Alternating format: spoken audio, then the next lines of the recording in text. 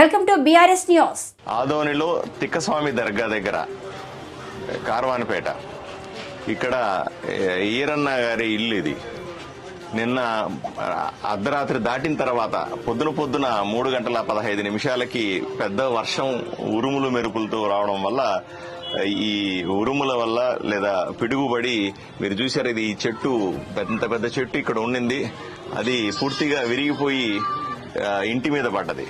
అదృష్టం ఏమిటంటే దేవుడు చాలా చల్లగా చూశాడు, ఎటువంటి ప్రాణ నష్టం జరగలేదు. వీళ్ళు ఇది పడేది కొంచెం ముందు పడింది, వెనకాల వాళ్ళు పడుకున్న స్థానంలో పడి ఉంటే చాలా పెద్ద ప్రమాదం జరిగేది, ప్రాణానికి ముప్పు జరిగేది. దేవుడు దయదలిచాడు, అటువంటి ప్రాణ నష్టం ఏం జరగలేదు. కానీ ఇల్లు పూర్తిగా పాడైంది, ఈ చెట్టును చేశారు. ఇక్కడికే వెంటనే మన అధికారులు స్పందించినారు. ఇక్కడ విఆర్ఓ వచ్చాడు, ఆర్ఐ అమ్మాయి వచ్చింది, వీళ్ళిద్దరూ వచ్చి వెంటనే దీన్ని కట్ చేసి దీన్ని సరిచేసే ప్రయత్నం చేస్తా ఉన్నారు.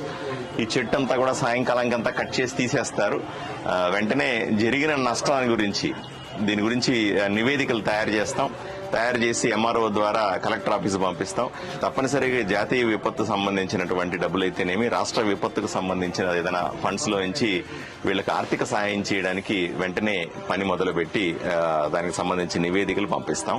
వీళ్ళంత తొందరగా వీళ్ళకి న్యాయం జరిగేలాగా చూస్తాం. మార్చి ఏప్రిల్లో బహుశా ఇళ్లకు సంబంధించినటువంటి కొత్త పథకాలు వస్తాయి. కొత్త పథకాలు వచ్చినప్పుడు ఇట్లా ఇల్లు పడిపోయిన వాళ్ళకి కానీ, లేదా నిర్మించుకోవాలనుకున్నా కానీ, ఇంతకుముందు ఎవరికైతే ఇల్లు ఇవ్వలేదో కానీ వీటి అన్నింటినీ కలిపి శాశ్వత గృహ నిర్మాణ పథకం కింద, లేదా ఇంటింటి ప్రతి పేదవాడికి సొంత ఇల్లు అనే పథకం కింద తప్పనిసరిగా న్యాయం చేసే ప్రయత్నం చేస్తాం. చాలా మంది వచ్చి అర్జీలు ఇస్తా ఉన్నారు. వీళ్ళందరికీ కూడా సరైన సమయంలో వీళ్ళకందరినీ ఇల్లుని పునర్నిర్మించే ప్రయత్నం చేస్తాం.